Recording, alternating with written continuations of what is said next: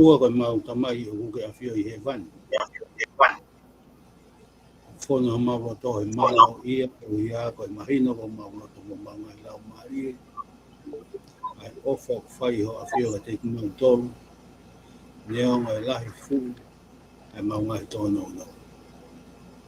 Mau fo malo ke afio ko ngai na waka mo ui. Ko tu ke mau wa sia. Ai tau te fitu ka te mau tolu ai kakai e ki fonua ko tonga. Mau whakotua I tonga, pe moki nau tolu nau hei waha I ngai whanua muri. Mau whakamāloko I ako I ngai whainga maariu ki tuka te ki mau tolu, ki mau ngā wea ki aia ko ke whinangalo ka te ki mau tolu ki mau whai, I rei taha ko mau wala lawa. Mau whakamāloko I ako whainga maariu e ngai whiawhikoina. Mau ngona, mau whanua, o kula koe fua le rei pē, aina kafi no. Ka koe tui, pe moe kuini o tonga. Pe moe pure anga, hou eiki, pe moe kakai o whanua. Mau hangatu ki ho a fio I he whiawhikoini. Moe ki Polokalama, o amana ki mau whakahoko. Tokoni mai ho lau marego I ako hawahi wahi. Te mau whai pe moa whipotara no ake. Ke hoko mo aio aonga. Mau whanua pe moki nau tolu ko toa pe mau wahi wahi e Polokalama ni I he ngaru ea. Whakaibia ki mau tolu pe whakarea ki mau tolu ki mau rea akia ai ku tāu. Pe kai ki ngata ai ke whiunga. Pe moe kau whanonga ko toa pe mea mai I hoa koe. Tapu kina mau ngahi mea ngāwe ke ngāwe le rei mua. Kai lawa ke mau whiongo aki. Mahino, pe mu whaingo fu. Whamore morea ki mau tolu he mau ngahi tō no. Kai tuku peke ako mai ke mau lawa whakafuofua le rei he mau ngahi aho. Mau utoa lota poto. Pe whai ange pe ko e aho ko mau hopo ai o tāu mu whakahoifua ke a whiona. Pe he kore mo hu wake atu e huafa o alko sisu koraisi. Amen. Amen. So kore ke u whatulou pe o tuana ane o tu ai Univeesi. Kene whakateunga ai wawa he sotiaka. Pe ane upi e whanua a ke ngahi akau matalaha pe mo ngahi akau pua. Kene whakatafe ngahi waitafe. Pene whakateunga e whunga e o seni, pene tuku ki taua tonga, ke ta hoko mai ki e mamani I he ki I whanua ko tonga, pe au tau whawhita iai. Tapo atu mena āwhiwhio, tupo wono koe hawe o tonga, kau mai tahine kuinina na sipau tuku aho. Tapo atu whoki he tama pirinis kalauni, tupo toa Polokalama, kau mai hoki no pere whanua. Tapo atu mai eiki paremia, kau mai hoik minister. Se ai wharearea, kau mai hoek whapoponga wharearea. Kapa pa mo kau takilotu ho tau whanua I he ngai whunga waka. Masi kau whaiwhikau nau whakahemata. Ke malangai ai ngongole reo kalaisi I he whanua. Kapa ki si mātua tau whanua, kau mai kau mata pure. Kau pure whawahe, kau mai kau ofisakolo. Pea mo tonga koto ape o kuawat ka te moutolu. Ai leo o networka o Ikale Vakai e Univeesi. Pea me hele tio. Vipon mitia pe me nusila a Silvesta tonga. Hoi pa me kainga tonga o ku fia ma ope ai Polokalama networka Ikale Vakai Univeesi ke whanongo o ku kei toka ringo pe ai merino I he whanua ko tonga. Pe o ku ai ngahi tāpoa ki o tau ke inasi ai e tau ke mau ai koloa mo ui ke tau wheha aki pe se tau lawa whepotala no aki. Ke ngahi whakakau o ku hoonga taha pe ki he mea taha. Ke hoko pe a tonga ko pure anga tui ko nistu tone whakakalaisi.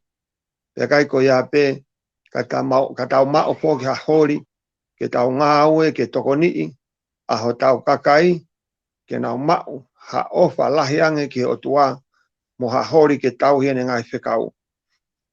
Ko te wita ngalo a whetoa wha o ko mou mahene au pito I hono reo, kau māfua ki hono poponga, pea o ko mou tau kei o ko ne fofola mau pe ai whala o networka Ikale Vakai Univeesi, ke kamata ai tālanga o Polokalama I he ngahi Polokalama kotoa pe o koko.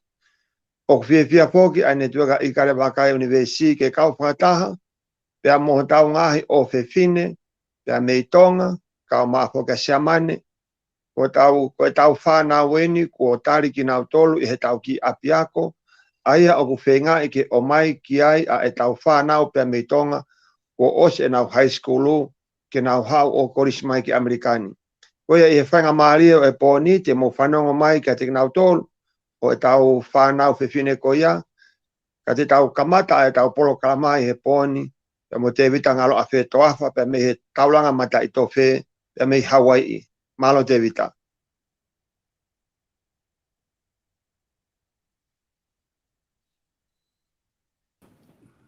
Te vita kata ko wha mo I mai o tio.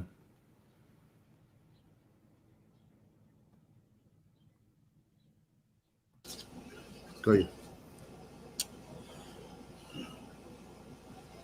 O kokori ke uhufanga atu he whakatapu mamalu ko a whaki maumalanga ki kamata ke tau Polokalama. Kai ataki he motuani ke whakahoko atu e whatongia o e houa koe. Pea oku atu e ofa ki he tonga kotoa. Oku takai muri. Pea pehe ki aki moutolu oku mou mea me he tau ki whanua ko tonga. Oku mawhana e loto e motuani me he Ikale Vakai Univeesi.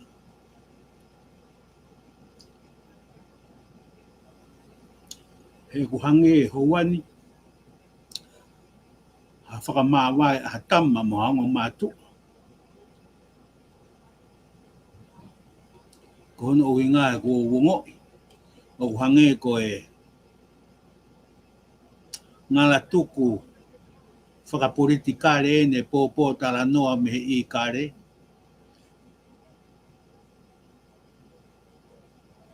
O whikau aki pia mo ngahi tuunga whakapolitikare o tonga. Pea o kōkore whakamore more atu.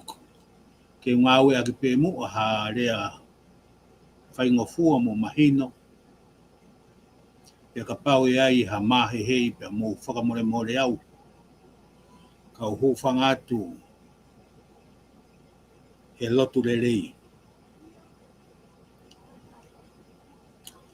E si ka inga o whina pea mo se o mau kau ngā tangata I whanua mo whewhina I whanua o tonga. Ko tau lava whia ha whanonga matu aki fualoa mo whaingata. He na ikai ke pehe ke whaingofua, he na e mo unga hono ngahi ngā oto ota. Ai ngahi ngā oto ota o kune hanga o whakawhi atungia I e tau whanonga. Pea ngalo ai o ikai si I ke wha maano hake. Ai ngahi mea tau mo tala ke whai ai e pore mo e lau kau whanua. Ne lahi tonu mia hono ngahi mea mahu I ngā. Pea hange ne whakamahu I ngā I whakataringe ringa hono ngahi mata I koloa.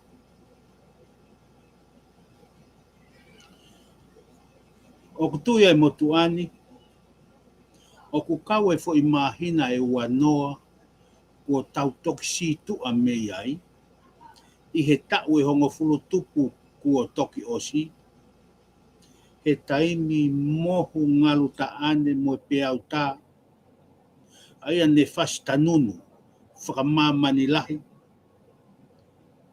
pia ne ikai ha whanua ia ne tai uesi ai, o kaua ia tonga.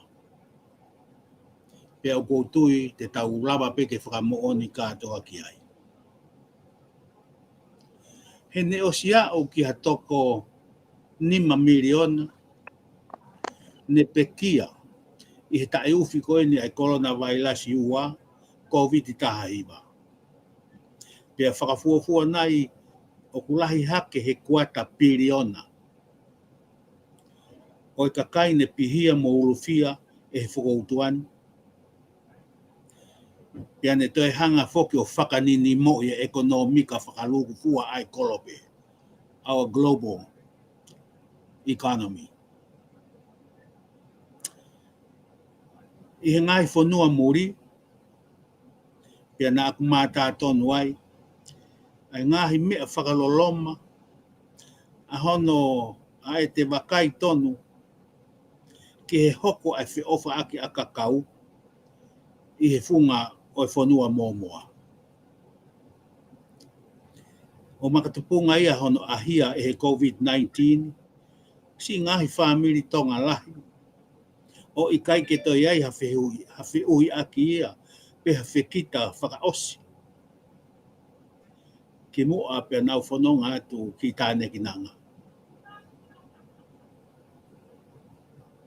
Ko ni ko ta alo mai pe. Pe mo maringiringa e loi mata. Kai au foi atu ngahi mafu o wha. Me tu aseo ata e taha. Mo oia we. Ai loto. He fu tae whaka atu i mo tae mi ngāo pe he. Ai COVID tahima.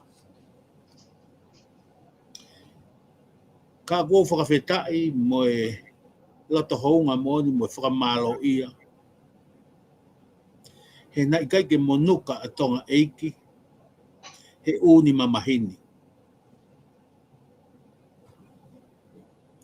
Pea o kuranga ke whakakaukau ai motu anu. Pea kou whakawhei mo tonga katoa ke tau ka ngau kau. I hono whakakaukau pe koe hānai hatu unga. Moha uhinga. O e misterini. Hono hao whaki o tonga. Pea o kue e tui a tangatani ai motu ani. Pea kou tui pena ia hatokolahi ia teki mau tolu. O ku mahino heni. Koe whanua makehe a tonga. Ka mau toki whaka au pe. E koe haa o mo uhinga ki ai. Ka ihe fo i mahina koe ni e uonoa. Pea kua toki osi. I heanga koe e ku Vakai. Mo ku Vakai koe ki tonga. Pea mo e hala whoronga koe na tau fou mai ai. Na e lahi au pito a hono ngahi tolou nua. Pea kua ne hanga e ia furihi ai fuunga mo ui. Mo e atakai nge ia koe ho tau whonua. Aia na tau wanga koe ki ai. Pea na e lahi a hono whakaawhei. O e ngahi tolou nua koe ni. Pepe o e ngahi whaingataa koe ni. Na e tupu pe ko uhi ko e ngahi whakauhinga whakahala. O ku whekau aki pia mō tau whakatau a taina. Te kohona uhi ngā koe fuu mahu inga ki aki tau tolu a ho tau a taina. Hange ne whai ha whelaka aki. Hono whai a hono whakamahu inga i ho tau a taina. O riri wai ho tau ngahi ulunganga. Ne lahi e ui ki he ririu. Mo e furi hi, mo e whiri o i. Na whakatoka nai, na e lahi au pito, pia mo e nofo tairiri. Ko hia ko e lahi ai whe a mo kaki. I he ngahi tuunga kehe peo tau nofo. Ko e lahi kohono i kai mapurei ai whe lau hi. Pea tōlulunga atu e wherea kovi aki. Pea au pēnia ku hange, ku anga maheni aki, ai rea uri. tala noa whakasi pia ngawe ake aloi ke whakaongongo COVID.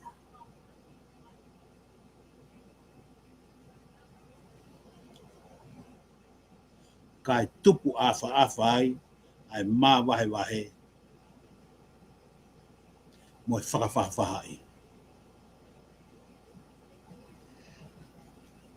Na e asi ai whotunga si o kita, i he kakai na nau pehe ko e nau mea ku whai ko e whakamahama.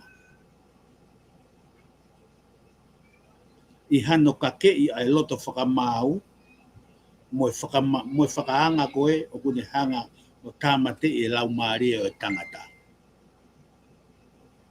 Hulutu au pito tai fia au nā, pia mo a fungi loto tai malu ia. Pea koutui, ne te eki ai hakuonga pehe ni ia i tonga, te fu mahino ai mākeheke, mo mā wahe whakasosiare, o makatuunga, he ngahi whaikehekehe, mo ngahi taukawe, o ngahi tui whakapolitikare.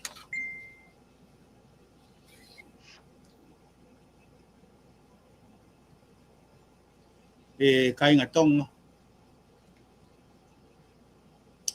o hui kai koe tala noani, koe langa i hamamahi, pe koha whaahinga whakawhotunga, ma ke he ange. Ka koe e ku whie whakatau kehi i pe, ke tau lawa sio ki mui ki ho tau hala whanonga. Na alawa ke hopo hake ai ha mama, ko hono uhi ngā, o ku kei ma ui e kaha u, pia mo e tau mua, ho tau ki whanua.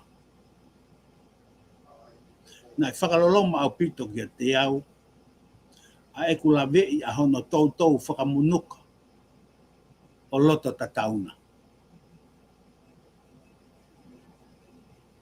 Fui lupe, mo e kaha u o tonga. Kulukia a pare mia po hiva tu e one toa, mo ne kabineti pia mo e pure anga. Pia hange ne tui herei ai se ai whare area, pia mohono kau me mipa. Whakawhare area.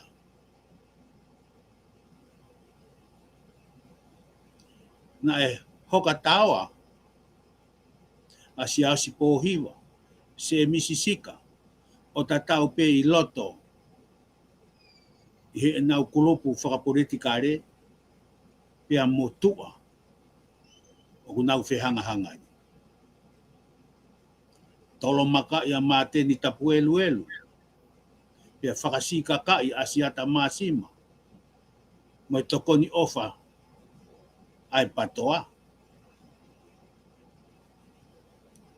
Hoke ia e kautaula e ki mo e haa whakaolunga o tonga.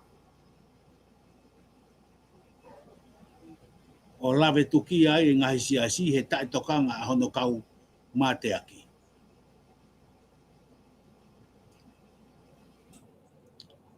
Nai ta aki, mo rea kovi a pitapua, pia mo kulupu usu.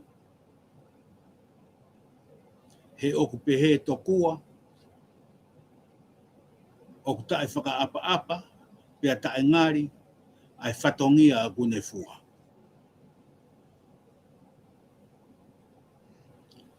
Koe kau whai ngo, i kai ki uhanga e au whakapapaui, pia ku nau tuu i whee. He ku hange o ku he holo, pe i kai ke pau ai whakakau e kakai o i whonua, ko uhi ko i kai ke naulawa ko o tuu tau ataina.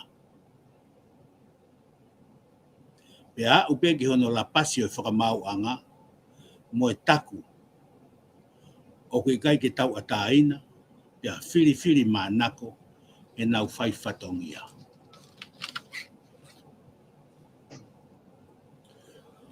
E kai nga koe anga pe e whakamau po opo. Pia ko kore whakamore atu ka pau ko tapa hahingoa. A koe ku whenga pe ke o atu ai mea koe o koutui o ku mooni. O ku i kai kia hahingoa ia tae mooni hene, Pe o kai ke utui e iai hatu kuaki pe ko hawhainga whakamatala o ko whai he whakalawe la veni.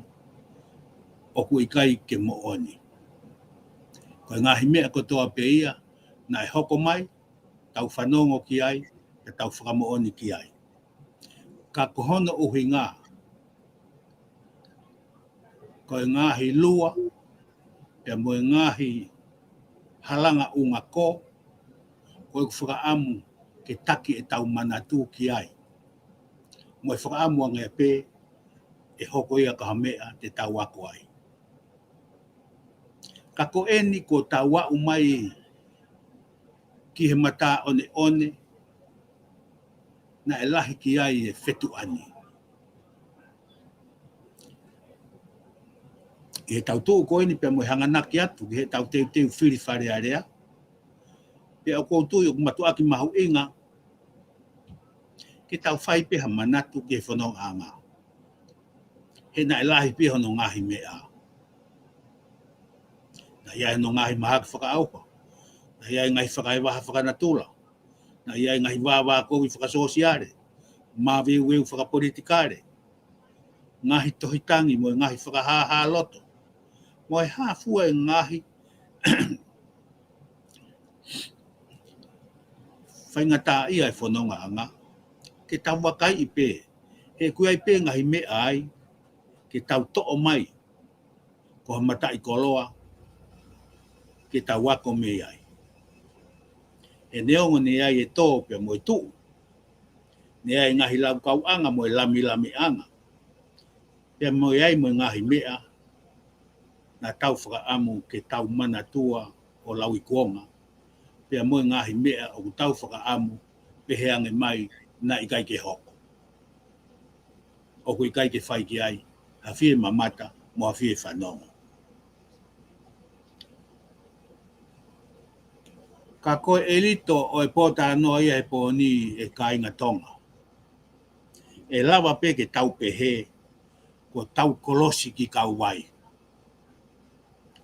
Ko osi atu e toafa mamate mo hono ngahi mamahi. Pia whakatawanga pe e hoko e tau manatu ki ai, ko e lelei anga, o e makamaire o tau whanonga ki ai.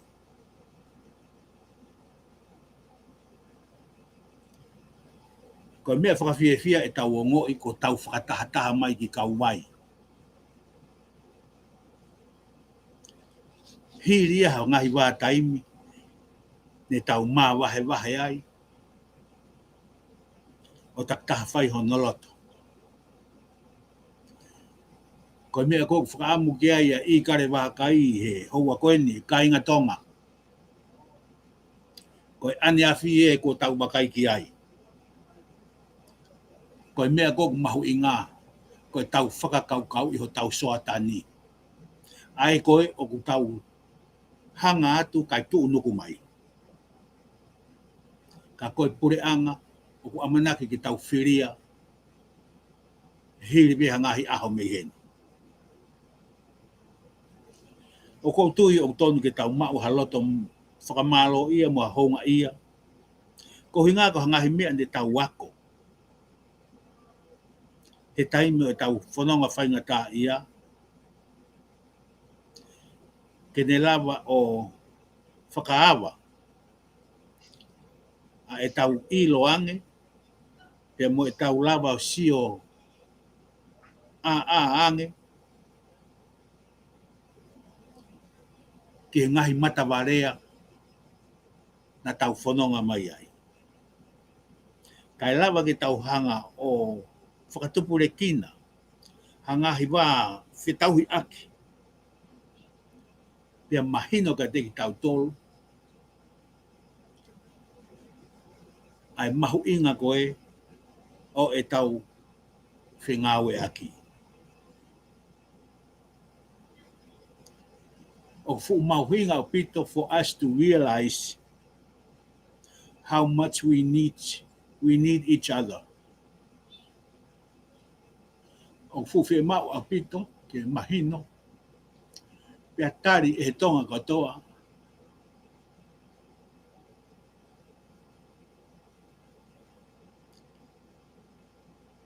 o aonga e toko taha ko toa pe kia te tau tolu. Pe o tau fie mau e toko taha ko toa pe. I o na tau patoa ane afi. Pe na tau peke ane afi. Pe na tau usu ane afi. Pe na tau tau ataina ane afi. Pe na tau whakaanga ane afi. Pe na tau rea kovi ane afi. Ka koe ahoni ko tau taki ka wai. O tau toku whatoka ngā i hake. O tau tonga ko toa pe. Pe aku tuu mei he. Hau tau kalauni koe whanua tala o wha. Ka koe pure anga o amanaki ke mouwhiria. Mea ni koe ngahi alanga Vakai te tau to'o o moia. Ke whai aki hano langa mo kapi. Ai pure anga o tau siofia. Mai otu motu anga o wha. Pe koe mahu inga anga kia te ki tau tolu. Aho tau mahu inga whakaluku fua. Ki he langa whonua. Mo tau tū uta mātu. Ki he tau pure anga whakatala o wha. Aia o tau hamanaki atu kia i he ngai aho ka hoko mai.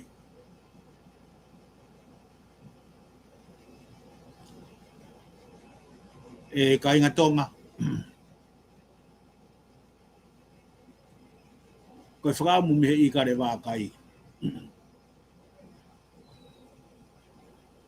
Ke tau tuu mua o ala whakata.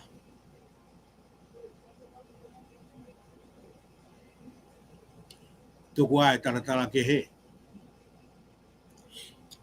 Talanga taa. Sio kita. Hei kai ke lava. Ke kino i whia ai.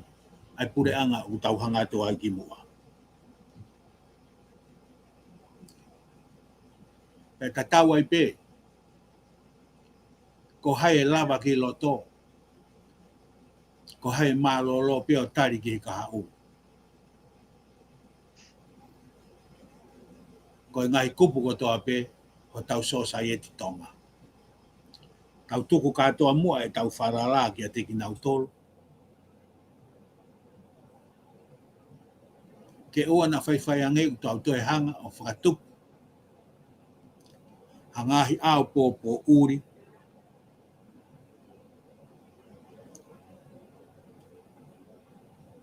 Ke whakatupu siwa a manaki. Kai lava ke tau. Manga atu ai mo kakau atu ai. Ke mau e mamau. O tau mo ki tau tolu.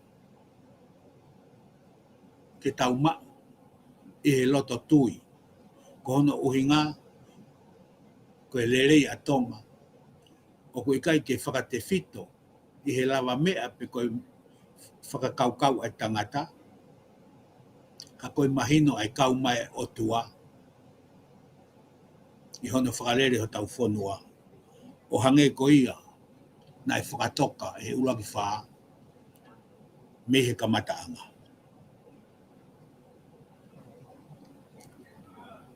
O ko whakatawange. Ke hoko ha tau tokoni o whai. Ke tau hanga o inspire. Aki nau tolu ko toa pe. Te tau whiri. Ke nau huu ki ho tau whare arere anga.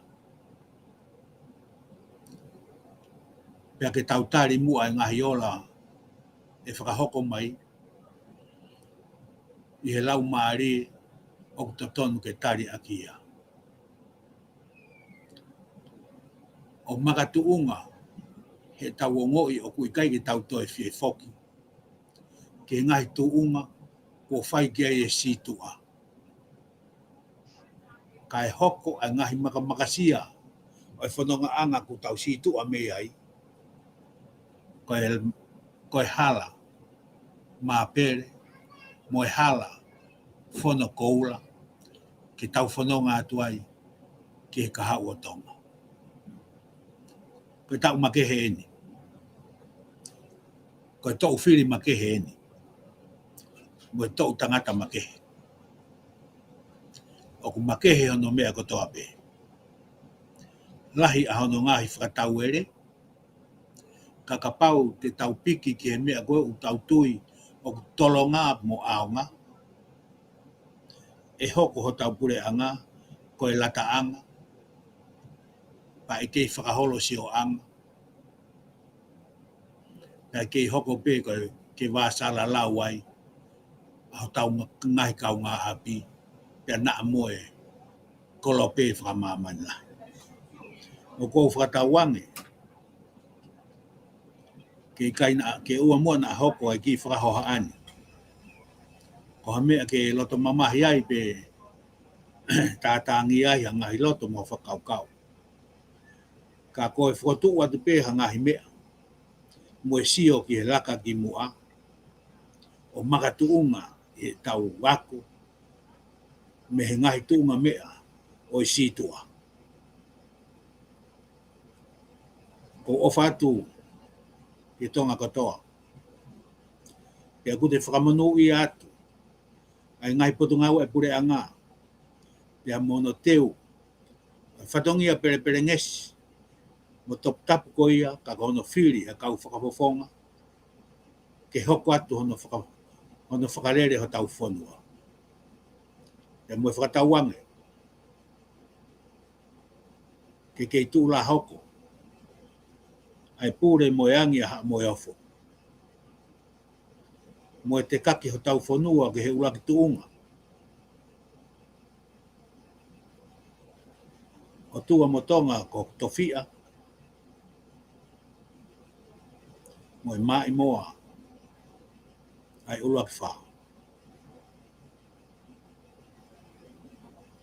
O whaatu ke kautaki ngā aue ko tau pe, me kautaki o tau pureanga. Koe whatongi ani, koe whatongia o e tonga ko tau pe. Pea au whalala atu si kakai e whonua. Koe tuunga maa ho mou ngai whakakaukau, ho mou alunga, ho mou historia, pea mo mou loto mo mou lau maari. Pea a sini. Ai vai whanawhano ai ho mou ngahi ni maa. Kai uma a e suku o stafiefu. Kono uhi ngā koe maa oni. Mo e pere ngesis. O e ngahi lau maari o mou whai hono whakafofongai. He a reai o e nau laka ki moa. Koe whatongia mamaluia. Pea koe ui pere ngesi mo maa oni. Kia ki motolo ko toa pe e lava. Ke whiri e he kakai e whonua. Ke whai ho nau whakafofonga. Pea whakatawanga pea mo e kakai e whonua. O mou whai ho mou whiri. Ko hinga ko he angi e mou konsenisi. He tala he konsenisi. Ai kai ke lava. Ke whakapalata. Pe sio kita ai anga o te whakakaukau. Kai whakaluku fua ko no uhinga ko lelei ai whonua. He tau mai a e langa haka e mui whare ko e. Ta e kau ai e mui whare ko e. Kua pau ke o hake ko toa pe. Pea ku nau mahu inga ta tau hono ko toa pe. Ai lau maari o e whakawhawhai. Mo e au hi. Ke tānaki mai mua i o whakatahai. Ke tau uma tuu ai. Ono hiki a tonga. Pea mo e pureanga u tau hamanaki atu ki ai. Ko ha fia. Moha mawawa. Moha mee. E kakai ko toa e whonua. O i fua ki atu pou. Sino e mea. Ke whakahoi fua. Ke tau tamai o tua ka tau tamai wa fio e wani. Lewa e malanga. O whaatu. Ke ki mautolo honu kotoa. Malo apitu. Ka malo lahi atu apito te vita ngalo a feto apa. O eki pa moe kāinga tonga ko e tala monuena ai netueka Ikale Vakai Univeesi. ki he e tau teu whiri o e kau whapoponga wharearea. Neongo o ku ikai ke a watu a kau tangata na whakakau ke na whola watu kau i he whiri wharearea. Ka ku mau lau pe o ku mau ke i ka watu pe he ikai ke tuku a e mau lotu atu ke tāpue kina. Pe mo tokonia ki mautol pe meilangi ki hono alofi ai waka ho tau whanua wha maolata pito te vitanga loa wheto awha. No tonga o ku whai e tokanga lahi apito ai kakai e whanua ke whiri e ka whapoponga parearea. O ku ngā aue whoki ai netueka Ikale Vakai Univeesi ki ono whenga i mai ke lawa o hau a e tau whanau o lava e nau high schoolu pe mei tonga ke nau hau o korisi mai ki Amerikani. Pea he whainga maari e ko ia o ku tau kau whatahai pe mo e tau whanau koe ni i he tau Polokalama he poni. Pea ko loto pe ke oange pe ka te nau tolu ke nau hanga whakawhi iloa ke at ki nau tolu kau maa e nau ngahi mātua pea pe whoki ki he ngahi whetu u nau hau me ai. Pea mo e tuunga o ku iai e nau ngahi application ni kai o maa whoki ai whenga ke a watu si o nau re o ki a te mo tolu hoi pa mo e kai ngatonga i a whetu upe mo iai ke mo si tokoni mai ki e whanau koe ni. Ko ia ko lawe i e screen i Henrietta ko koe pe o ko lava mamatat ki ai. Pea ko loto ke kamata pe mea ko Henrietta pea ko ne ospe ko ia pea hoko hake ke alupe. O ko whaampe ke whakahama pe ai whetu o ko ke iai lupe o ko ke i siamane ko hinga ke ilo e kakai. Ai pato ki to whao e noa. Malo. O kung alele tu pe blea. Iyo, o kong lele mai. Iyo. Whakamalo pe he whangamari e ni o mai maaku. Pe ako ko lota ki o whakahatuai. Ko kingoa ko Henrietta Tinken Island Whanua. Pe ako lorotonga no whi toko. Ko e ku tangata e ko te vita toko taha whontia me tonga lele ka hapai. Ko e whoha a Henrietta Whanua pe a mosione tuione toa. Whanua. Ko e ku whiki ko whilila la ni via whanua. Pea mei tungu o honua e ua no whoha te iho tonga tapu. Pea ko nea matua ko whaaki lan via me mangia wawau pea mo te vita lan via. Ko whikatolau he whanau e toko nima. Pea nā osi he waftaha hiwa pea me piula, me koris piula. Ka nau whangatamaki i he alwake kolisi i haapai hai, tonga hai pia whakaoski piula. Pea o ko loto ke hokoate ku whinga ko ka ko ngā ko smalolo tangataiki. Ko ia na whakawhalala ki ai e mea kotoa, mo i mau anga paanga. Pea ko hui ko whineiki o novo peo tau hi api. Pea nau maa whinga maari ke whetutaki ai pea mo viriami. Ke ulea tai he mominiti ko ni ko whai hakore ke family. Ki a whetupi mamani o ke si whanongo mai ai. Ki he si kore koe ni. Ko application pena aku o he tainimi ko toi pe ha toko taha ki ni sponsor. Kai lava he ko atu koe ni whinga koe ni. Ko ino koe mawahe me api ko mea whinga taa ia.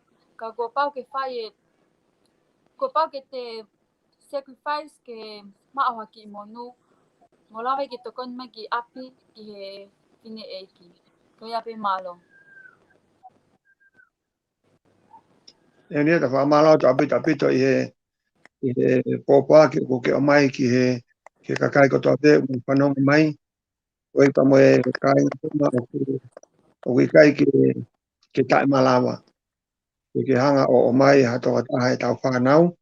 Ko mea pe o fe mau ke iai ha palanisi I ho o account panke o kwa o mano Amerika. Pea e whai rewa ai tohi ia o awe ki apiako pea o atu ki ai pa me statement ko ia. Pea akulawa rewa e he statement ko ia pa me tohi ko ia o whakaata ai apiako ki na wanga o seni mai ai 20 ko e a Henrietta pe ko ataha pe I he tau whanau. Ko taim ko te nau maoe nau ai 20 pe nau alu lewa interview ki he US Embassy ke maoe nau visa. O nau wholau mai nau tolu ki Amerikani.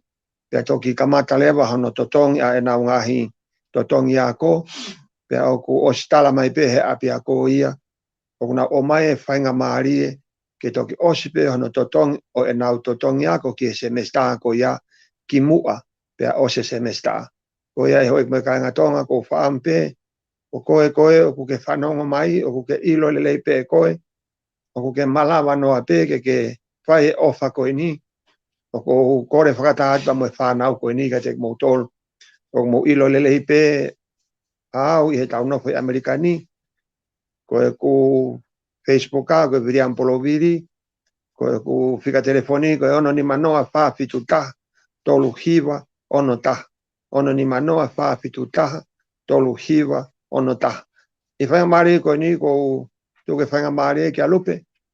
Ke ne whawhelo ak mai pe ia mo ne whakaha mai ai whetua ku iai pe mo mātua pea ke ongo atu hono reo ke ate ki mo tolu ka inga tonga o mo whanonga mai he ngalu ea malo lupe.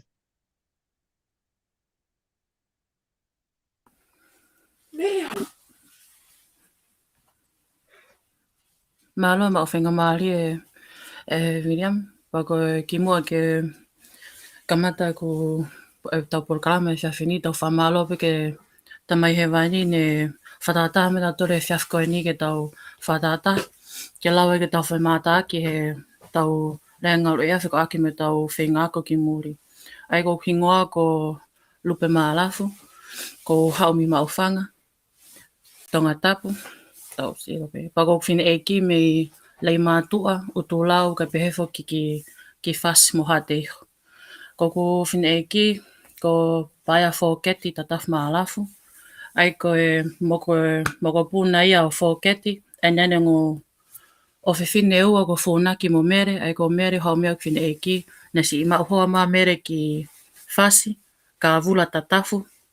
Ai o mao e whine e ki, ko tangata e ki lewa ko si oeri pipon maalafu o niua no muka, e pefok mo maufanga. Pako kole atueni ke ku whami ko tape tapa mamani, si tokoni mai ki he whenga mea ako ko nuk whai. Ko ngatai ko whenga maari ke lawei kumiha mau ka hau, ka pefok ke tokoni ki whamiri. Pako tuunga koe taini me kuro tonga iai e ku application ni, ko le tonga he financial part pe, ko le tonga kumiha taha he whamiri, ka pau ke sio mai pe te ke lava sponsor au, ke lava hoka te whenga ko whai. Ka kai ngata ai, ka mao ka whenga maari en ke ngata pe iau, ka pehefo ka tōtaha ko tō pe I tonga, o ku osi ho high school, ka whenga maari en mea koe ke lava kumu ka hau. Ka pehefo ki maulawa taimi matol he monu koe ni. Koe pe malo. Malo aputa lupe he whainga maari e koe ni ko whampe ke whakamahino ki he kakai ko tokotoa pe una whanongo mai, ko e whakafono mai o e application a lupe, o ku whakafono mai pe ia pe me siamane.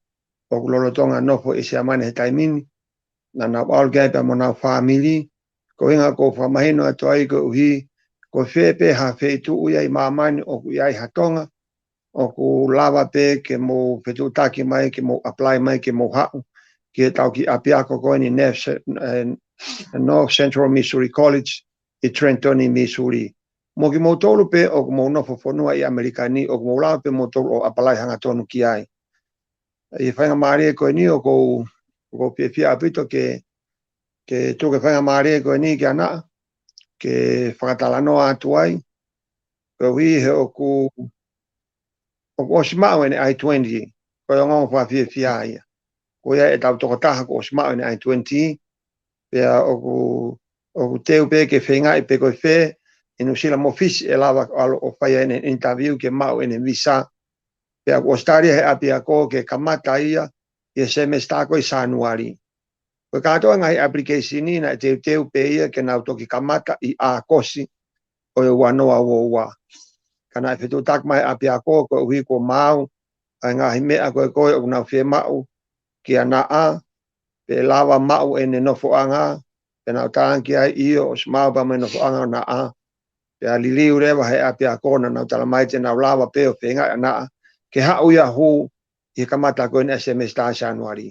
nā ko loto peke ki hanga pe o whawhelo aki koe whange pe koe mea ku ke maheni kia i he tau Polokalama ka mafo ke kala noa mai ai ki o family ka me kakai ko totoa pe una whanonga mai he ngalu ea he tau whaamu pe ke mau e whanau ai whaenga loto lahi mo loto toa hange koia na mo mau o la wai ke kakato ho mo ngahi application ni o toe peni ke mau ho visa ka ke hau ako i Amerikan malo na a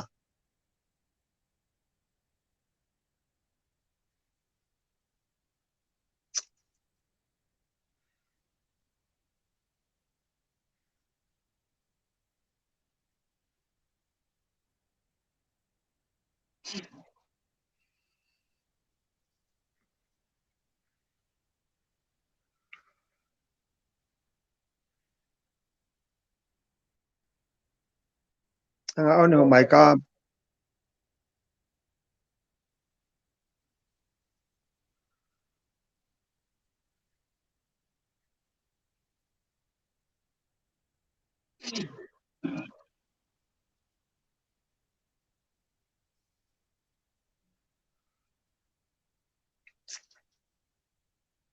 na we kai ke wongo ia wi ho le mai tu ke pe ka pa wongo pe si ve sta pa mo ka tama ko e Ike mate mai pe mea. na fa mo o ten one ange ho mai ka kai pa ke tuku hake na ku low ho volume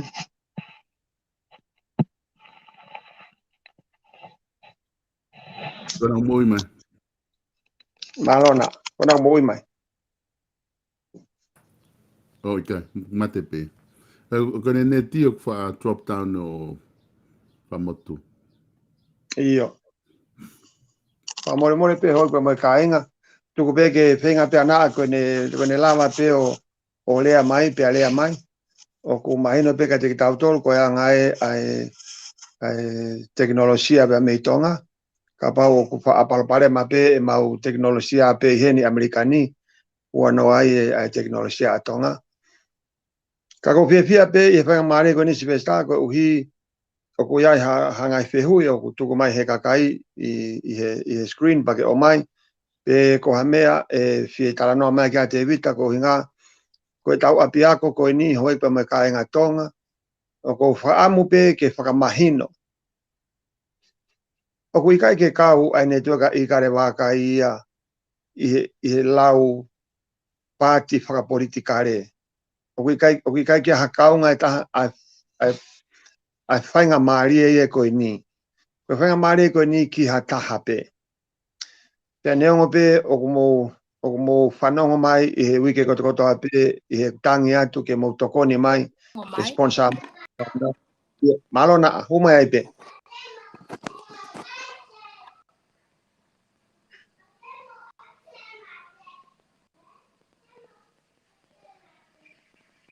O klapa hata hage whanongo mai. ma whanongo Iyo, le ko nga. Oh, okay, iyo.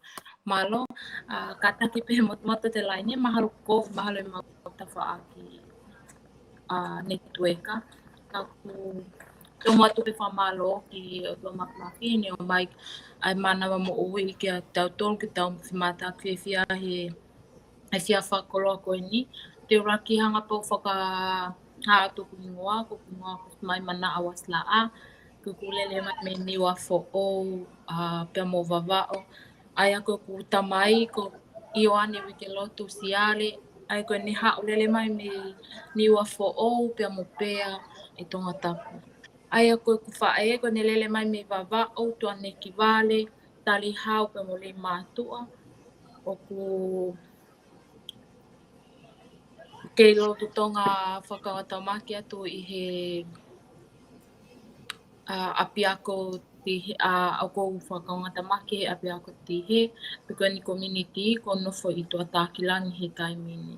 Ki mua pe whai ku whama ala tu ki he tawhaaki o ku application ni ko whiawhia o pito ki ngā ke whamaloa ke tō taha kuni hanga hou se Polokalama koe ni i ono whakaata mai ke tau lau ke lawa ke mau wao atu mau leo ke tapa ko tō pēr mamani ke whanongo mai ka i ngā tonga pa mo whamiri ko toa ke whakatangi o ku amanaki ke whakahoko atu i he whiawhini.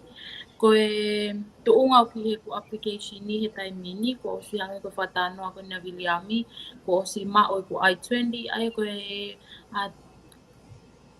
I-20 koe step wha osi o ko mai apiako ko no accept kita i he apiako o mahino ko nau tari kita ke te alango ako i he apiako ma o mo te tuunga ai i he apiako. Ko to he taimini ku ke lolotonga whenga i e ku visa ki no sila ke o alu ki o interview ke ngā ke kapau e pasi me ai ko ku hanga tono ai pia ke apiako no Central Missouri College. Pe te kamata ai pe i Sanuari i he ahataha ko no Sanuari ko kamata e semester raki. Aia ko tu he taimini ko ke kole tai peka mo tolu family ko pa mo mamata mai he live ko ni ko kole at ka te mo tolu ka pa ki haki fato toi o kato ka taki si vai mai ki ngā ke tau fe vai aki he ko mo ngā hitokoni ko ni e paupi ke whakafokia te o 12 a tokoni ko ni te nehanga whainga mali e i mo ngahi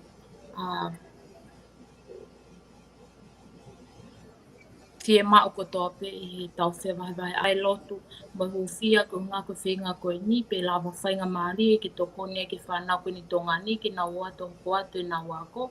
Ai ko tuhe taimini ko ngahi o si lava ko tō pe ai application ni pa mo no apply o lava ke apiako ko mea pe koe ngata no tō mention mai e apiako i nau emaili mai ko mea whakapaanga pe koe financial statement whikau aku me tō taha ko ai ke alo whakaungatamaki he apiako ko ni i Amerika ko mea whakapaanga ko lea pe paanga aia koe taumu aia live ko ni koe mau kole atu ka te mo tō family ke mo wahe mai ho mo ki i whatotoe o ku iho mo kato ke unga ke mau lawa ke mau inase e mau whenga maari koe ni ke mau oho ko atu e mau wako ke mau whainga maari le ke kahau. Ka pau pia hata hau whehui, lawa pau whehui mahini ke ngā ke tawhitalo a ki kia. Malo. Malo. O ko whape ke waki te whehui koe ni ke hanga mua o toi whakamatara nge ki he kakai una whanonga mai ko hae fuoloa me he kai ki nai kamatai e whakapon ho application ki he aponi. Malo. Aia koe wiki o no aki eni ai ko ni kakato ko toa i ngā me a whaka application ko toa ko tu e taimini ko tari pe eni ki he accept mai ku ke approve mai ku visa ko ni koe ki no sila kaulawa o alo whai e ku interview ka koe wiki o no aki weekend. Aia kone tu e taimini o ku tari mai me no sila ki te aloane o interview e ambassador Amerika ai. I koia. Aia koe tu e taimini. Koe whaunga pena o mai koe me he osange koe mau whenga koe tongani koe. Pe koe haha whaunga aia ku raki o ku te whai pēa e tohi heni ki he... Aia e paupe ki approve me tongani. Pe koe hae uhinga lahe te alu koe ki no sila. ai ku tau o silo i ko toa pe ko tai mini ko kau toli pe mo e kau no fufonua no sila kulava ke maa na whainga maali e ke na huai ki no sila pe te na forward tu no sila i he tai mini whainga pe ko hataha ku puke pe ko iai pe whaingahi uhinga o kai ke ko iloi mahalo kai ke hataha ke whainga maali he tai mini ke kole visa eva koe ai ku o fie ma o le vaia i tō ngani ke oangi hatohi ke whakamahino koe ha uhinga te alu. E approve me tō ngani pe te lawa lewa o mai tohi koe ni approve koe ni tō ngani o apply e ke te visa koe ni ki New Zealand. Whaingofua pe mea katoa ia koe ngahi whaunga whaingofua pe kono koe ai pe te tohi whakakato pe ngahi mea fie ma o koe ni pe apply le te visa ki New Zealand ko ne tali pe visa ko ki New Zealand ko te alua o puka te appointment pa ko te hanga tono pe ko ia o tole taimi ko o mai ko ki appointment pe ke te alu fai te interview na whamalo a pito ko taimi ni po o quarantine New Zealand e pa ki New Zealand pa pe ke o quarantine. Okay, malo. Ai ko to tai mini ko fanongo ko o si ata mahalo ko ala tu ko mitongani ko si ata ko ke to kolontini mahalo ala tu mitongani ka pa ku te o si huhu ko ani kita pe ku te o si huhu vaccine o te alu hanga ton pe kita me ni o free ko ke to kolontini ko me pe ko ma o ke tai mini ka ko hilo pe ku pe ko mooni ka ko whanonga ko he taimini ko kai ki te kolontinia no usila ko te hangaton pe meheni o aloi pe ki he o tuli e taimi ko ni koe ki he pe ko hape va veta hapu mai ki te tuli te taimi apon me Ko ngo fa fi a pito o ko ilo pe hoi ko me kai nga ton a ko fa ke fra mama fa ya ton ka te ma ko pe pure anga ko ni o president Amerikani o na lo tonga hanga o whakalawa a ko ta pe kolosi mai ai e lau mano e ka kai ke na home ke ponua ko ni ko nga tala noa ka te motolo hoi ka kai o hoko a e tau whenga ko ni ke o mai ka ka i he taimi o president pa mo anga o whaingo fua apito ke lava mau ha visa a e tau whanau ke nau hau ki Amerikani. A tau te fito o ku mau e tau apia ko ke nau hau toko ni a ngai application a whanau ke nau hau na mga fuko te i mai e nau I-20 na ko apia ko ni ko tu o fi hani e plai via ki ka te kitol e kalanoa pe mo tau nau ko a nau fia ke taritari e tau whanau ke nau hau pe me tonga o sprahaia ki he poa te pure ai apiako o sprahaia he asenti ai ako mana tala lahi ai look forward ko ai kauna au o e tau apiako ko ni mituri ke taritari e tau whanau ke me tonga ko whamana atu pe ko makeute apiako e tau whanau ai tonga o kore atu o ko mahu inga au pito ke toko ni ki hono o mai o e tau whanau o wikai koe ua mano koe o ko kore atu ko hau ua mano ia te ke whoaki ma e reka ko ia Ikai koe ua mano ko ia koe ua mano pe a au o kui he panke pe a au ko whe mau pe ia ke sowe statement ni ke apiako pe whakafonu ai ngai form ko ia ko taimi koe e whenga e ai e reka ke hau ko pau pe ke mau whenga ke mau ai ngai whakamore katoa ke lawa ha he kua pau pe ke whenga i ke lawa mau ene tikite ke wholau ka whamalo ke whamiri o na a kunau lawa o ai ene sponsor pe a koe ne o ku teu ngari na lawa pe o hau pe i he ngahi wike waweni mai o whatatau ke process a ene application ni o ko mau e au hawhia i he ngāwe koe o ko ngāwe whakataki ai ka mo e kautangata koe ni Amerikani te vita ngāla whue toafa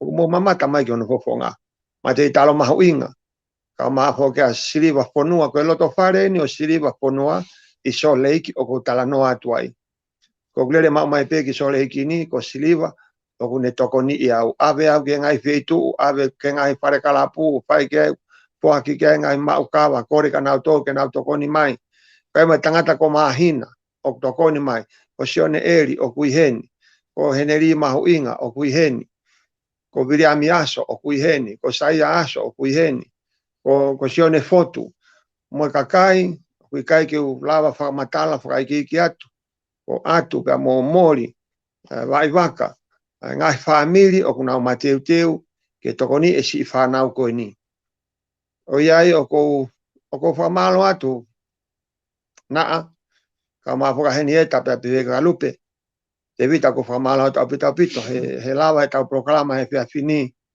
ko mo ni o langa ta ma fu he ofa ki tonga ya tau a nau ki te we fili fararea ke fai ta pe kina melang ai kau tangata mo kau fine ke fili ki nau tol ke nau ngā hoi ho tau whonua. Ka kui ai rea i he whonua koe ni. Koe rea ia ku tui ki ai ne tueka Ikale Vakai Univeesi. O kui kai pe koe haa ai mea e pure anga e whai ma au. Ka koe haa ho mea e whai ma e pure anga. Pe koe winga ia ai whenga ai ne tueka Ikale Vakai Univeesi ke tokoni i atu ai pure anga pe mo e kakai e whonua ke o mai e tau whanau ke nau hau. O ako i he tōmu o e ngahi whonua hau o mamani kako Amerika. Pena mawai hanga i tau kei, ka o mapo ke teu e ki nau tolu. Heilo na ea ha aho, e whoki atu ai ha konga e tau whanau koe ni. O nau hoko koha pare mia o tonga, te koha kau parestene ngai siasi, te koha kau minista ngai potunga oe o e whonua. O wikai moha toi me aia e toi lere yangi ke tau investi ai, ka koe tau invest i hono teu e tau whanau pa maa e kahau. O kuia e mau amana kilelei au pito ki he whanau koe ni, o kou tala noa pa mo nau mātua, pa kou tala noa pa mo e whanau, pe a kou lawa tala, o kou nau a nau, o kou nau tangi o toa, ke nau hau he whainga maare koe ni, ke nau lawa hau o toko ni ai ki sio nau ngahi api, mo nau ngahi whamiri, e tau te fito ke nau whanki mo ui whakoi tui. O kou mau ai ngahi hingoa o e whanau o smau e nau ngahi application ni, ka kou whenga atu ke mau ki nau tolu ke mau lawa kau whatahati e Polokalama, ui kai ke lawa ki mau ki nau tolu, mahalo pe kai ke ai hakureti te telefoni, pe ko mate neti, ka kou ofalahi atu ki a teki motolu, aki motolu koe o kai ke mau kauma i he Polokalama he poni, ka kou o stari aho mo ngahi application ni, tawange pe ke tau Polokalama i he Polokalama hoko mai, pe lawa ke mau as mai ai, ka koe whiawhia lahi te wita. Toko te taimi ko uhi ko ia hato e mea ku ke tokanga ki ai, pe mo tau whanau, ko lawe vesi vesta ku o se tau taimi, ka koe ha mea ku ke tokanga ki ai, ko inga ka toki whama apopo te tau Polokalama he poni. Malo apito. Malo apito bapi ko ke te hafulo ko mea. Ako tuipe maranga ko e whenga maari ko e ni, o ku ata ia ki hataha tonga pe u whea ako, i ha wheitu upe i mamani. Oia. Pe ko tonga, pe ko Australia, o tamaiki o kui murini, o nau whehu ki api ako ko ni, o ku ata ai whenga maari ko ni ki a ki nau tolo. O ku tonu pe aku maua i, Oia, koe te wita. Pe ai kai ke ngā tai ko e, o koutu i pe ko e whenga maari ko e ni, o ku i kai ke uhinga pe ai kore ia ke whemau toko ni ki he ngai whamiri pe o e whanki whanau. O ku alu pe ke aki nau tolu ka o ku toi taunga tonu pe ai kore ni. Ki ha toko taha pe o ku ne o ngoi ko e ngā uerere e ni ki whai ki ha pōpou. Ko taha katoa pe o ku ne whakaukau this is a good cause. Ki aki nau tolu ke nau toko ni ai. O kui kai ke whakangata ia. Ka pau ko ke ngo hifo, o ke ngo i koe ngāwe koe ni, te koe whinga koe ni, o ku tau mua lelei, o ku atata kia te koe ke tokoni, ke te sponsor, pe ko whainga, pe ko donation, whakase niti, o ku iwa more than welcome, ke whai pehe. He tānaki pe ngahi o sheets ko ia, ke tokoni, ki hana whakawhaingo fuai, hasi a whanau, te nau whie mau e tokoni. Ko tui maha koe ki mea pēa o kou whelawe atu ki aipia mo e ku whakamanga pēau ki he tonga katoa o ku ikai ke o ku nau ke ai piha nau ki whakawhehau ia ai ngā ue koe ni. Kou tui koe whainga maari koe ke mau ha whainga maari ke o mai o ako I murini. Koe whainga maari o ku ikai ke o koe ko ha whainga maari o ku lahi. Pea koe whainga maari na e whakaamua e ngahi tōu tangata. Pea koutui o kei tuu tatau pea e whainga whakaamu koe ia. Koutui koe tuu koe na Ikale Vakai, koe mea peu nau whengatu ki ai, ke mou mau pe haloto lahi, ke mou fie o mai o ako. Pea mou whaiho mou rerei taha he mea te mou wala lava. O ku ikai ke tari e Ikale Vakai e holo mui. Neongo a ikai ke sio Ikale Vakai ka se niti, ka maunofo mo amanaki lerei. Kono uhinga koe taumu alerei e ngā ue koe ni, kono uhinga ke whatukure kina po omi mama ki he kakai pe ka sia whanau, ka koe whanau ai o tua, o koutui koe mea whawhiawhia ia. Pea o koe ai kore at ka tiki moutoro, ke mou tau ngā ue whata, ke whinga I ha tau whanau, e koutui o kui kai ke tai ai ha ngā ue langa whanua, e toi fu mahu I ngānga, pea si anga e hela, ka kono ako I pea, ai tau whanau. E ka taim te nau mau ai po tō pea mau moe māma, koe nau whoki ko tau whanua, koe koto whakamonu, na koe koto laka ki mua. Pea, o koutui koe angai e tūnga ko whia lawe atu ai he tawha koe ni, ka hongu kuhanga koe ulau, ata ki e tāko tō pei tonga, muri, hata hapi ku whia alo ako, o kui kau pi koe Polokalama koe ni, te tūtaki mai pe ki a mau malanga, Liam poloviri ki mo tala noa, ka ni ate whakaiki, pa ke hoko atu leba, whinga I ho ngahi, tohi kore huke api ako, ya ko tui ko ne lawa ya. Malo apito mau malanga, mako mi pe ko tokanga ki ahi whiawhini, pa fo malo atu apito Silvesta, e whenga mario e whiawhini ke lawa I tau Polokalama. Malo apito.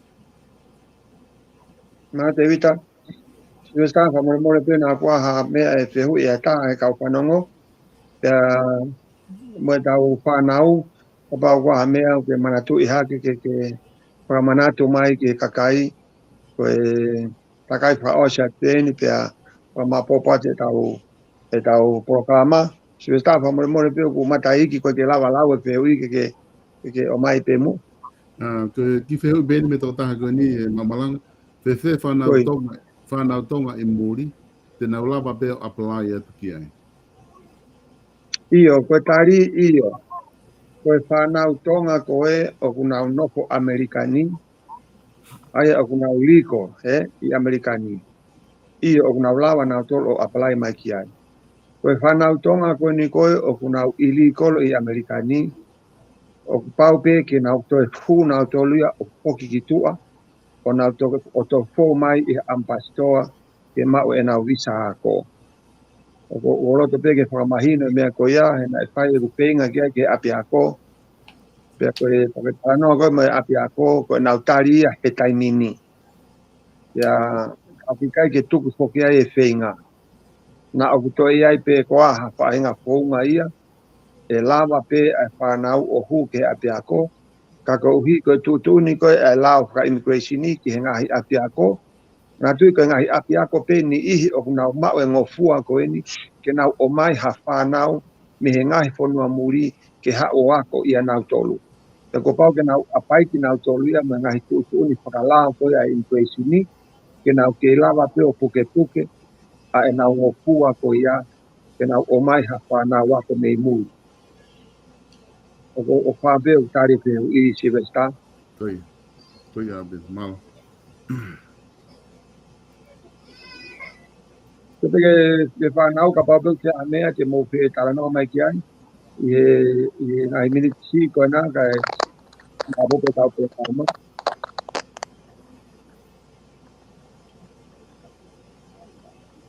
Nube, ke amea.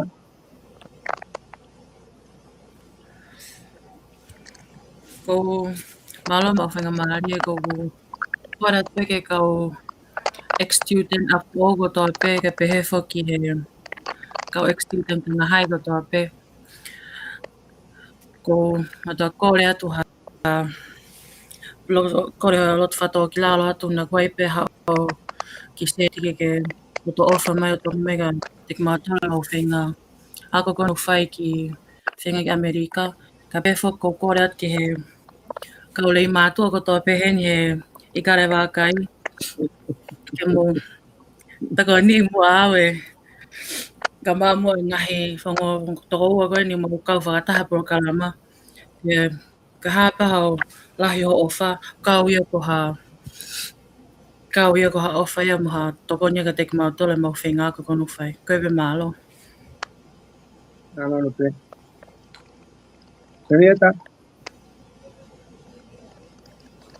Ko le tu ha mo lo tu ke always is whakatawa so mo ko wala ki le mampe ai. Tina pe le ma. Nana nieta.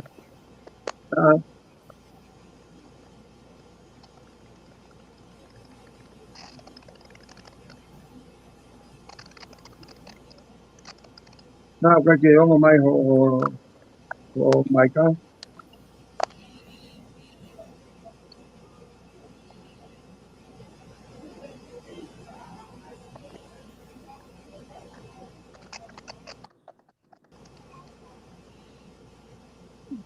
Sa te nā te o māpopa te be ka pokana si resta ka poka te tāwhiu. Toi.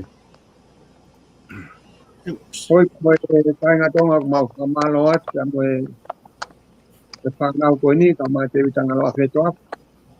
Ea mo e ni tue ka Ikale Vakai Univeesi ko hiko mo nofo mai ke o whanongoa e tau Polokalama. Ange koe na whakatala noa ke a te vita. Koe o atu pe ho mau le o ke tala atu ai lahi o mau ofa atu ka teki mau tolu. Te me tala mono atu ki hono tiri e tau kau whapopunga whare are ha. Te mo e whakaamua pe ka inga tonga. Ke tau hoko pe ko haka kai pe taha. O tau tuu whakataha. E tau hanga rewa whakahoko ai ngahi ngā ue whakahaufu. Ai o tua o ku tuku mai ki a te tau tolu. Mo omi ki tau tolu ki tau mo ui i he kuonga koe ni. Ia o mai e whainga maari e ka teki mau tolu ke mau lele mai o whukotua pa me Amerikani. Pea kui kai ke ngalo e teki mau tolu ai masiwa na mau tupu ai. O mau whainga ai ke o mai e tau whanau. He ilo ia e aho te nau. Anga e nau tolu ngā wei hatonga ke he ange. Ke i hoko pea tonga ko e siweri e Pasifiki. Ke i wiringia pe ai fuka ku tala aki. Ai honga ia ai tonga i vei lau lau huhui a kalaisi. Pea kei tūtai ai pe ai moto e whonua. O toa motonga. Ka topi ai. E tāpo e kina mai. Ai whare o tupou. Kau maa hoki. Ai hoi kino pere whonua. Tāpo e kina mai e pare mia ka mai hoi minista. Pea tala monu hatu. Tangata i whonua. Ka mo whiwhinei whonua o tonga. O tala monu atu ki he tau teu whiri e kau whapoponga pare area. Pea ki he tonga kotokotoa pe i Amerikani. Koe mahi nai ni ku amanaki ke whai ai hono kātoanga e Thanksgiving i Amerikani. Pea hanga atu ki he mahina ku fua ki ai e ngai mea opa Christmas si. Ko kore atu ke lau mua e whanau koe ni koe taha ia o whanau. Koe mao pe tola wanoa pe tola veni manoa. Ai whanau me tonga I ho tu fa mea o fa Christmasi. O mau lau ia koe koloa. O mau o falai atu apito. Tawange ke tā pekina ki tau tolu, ki tau mau ha mo ilelei. Pea moha loto fe o faaki, moha loto fia. Pea tau tua merie ke tau mamata ki e tau whanau koe ni. Hanau folau mai, he wakaloa, he wahanoa, me ho tau ki piri o te ke nau hau ki Amerikani o teu ia i ki nau tolu, ke nau hoko ko ha mou ngai tangata, ma mou ngai fefine o tonga ma ai ka haung. Mau ofalahi atu apito, malo se vesta, pa malo atu ai ora hoko ai tau Polokalama, i he tau retio, pe koe ofalahi atu ka koe ka mai family, kena malanga tau atu. Nalo apito mamalang, nalo apito. Ka inga whanongo ke tau Polokalama, tau toki whelonga ki taimi ka hoko mai mo Pōria.